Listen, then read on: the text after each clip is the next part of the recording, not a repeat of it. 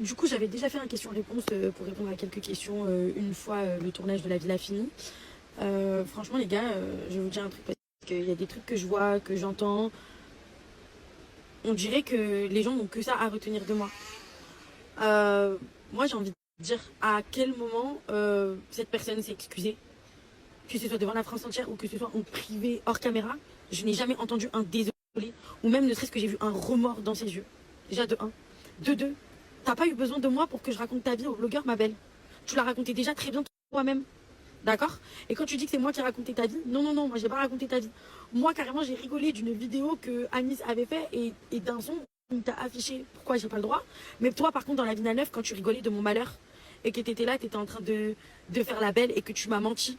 Et ami de quoi? Mais aujourd'hui, ça te choque. Mais je te rappelle, alors dans ces cas-là, ami de quoi? Vu que dans tes dires, on n'est pas amis depuis très longtemps. Moi, j'ai juste vu ton vrai visage. Et t'as juste le seum en fait que j'ai vu ton vrai visage. Tu peux t'entendre avec n'importe qui, c'est toutes des gamines, elles sont plus jeunes que toi. Tu t'entends pas avec des meufs de ton âge. Et deuxièmement, arrête de chercher la meilleure version qui soit acceptée par le public juste pour que justifier le comportement de pique-me que tu as. Point, fin. En fait, ça s'arrête là.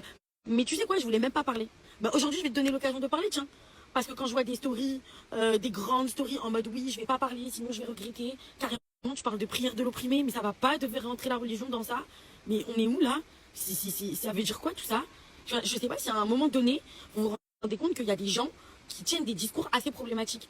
Moi, personnellement, quand je parle pas, quand j'ai pas envie de parler, je parle pas. Vous m'avez déjà entendu commenter un épisode, vous m'avez déjà entendu dire du mal de certaines personnes, ou même, voire carrément même de mon ex.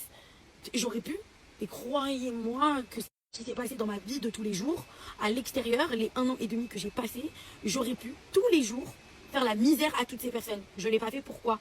Parce que déjà pour moi les réseaux sociaux ce n'est pas un tribunal, j'accable personne, chacun a ses torts dans cette histoire, donc de toute façon on se justifie à quoi ça sert parce que il y aura des gens qui seront de notre côté et des gens qui seront contre nous, mais c'est comme ça, c'est la vie, et moi j'aime pas ce genre de choses.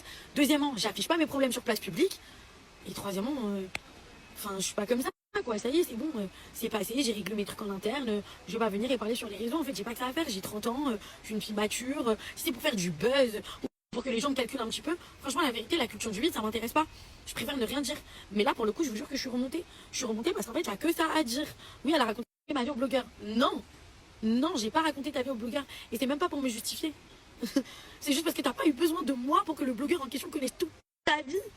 Par contre, cependant, quand moi, je suis au téléphone avec cette personne-là et que j'entends toutes les insultes, que tu parles de ma mère, que tu t'es pas dérangé à insulter ma mère devant la France entière, que à aucun moment tu t'es excusé, écoute ma belle, si t'as envie de dire que j'ai raconté ta vie, dis, fais. Si toi ça te permet d'être dans le déni, y a aucun problème.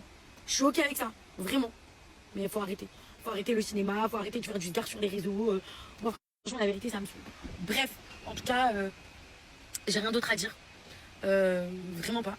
Parce que je voulais juste m'exprimer concernant ce petit truc que j'ai vu, parce que je trouve ça tellement petit, tellement bas de juste pas assumer en fait.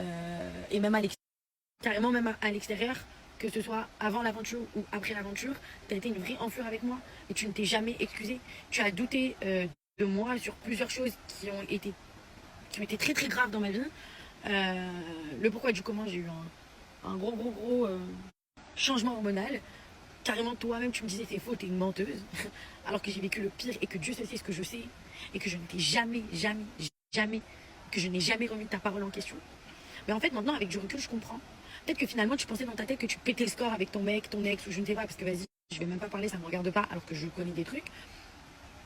Je sais pas, peut-être que tu t'es senti pousser des ailes à un moment donné, que tu me regardais de bas, comme si toi et moi on n'était pas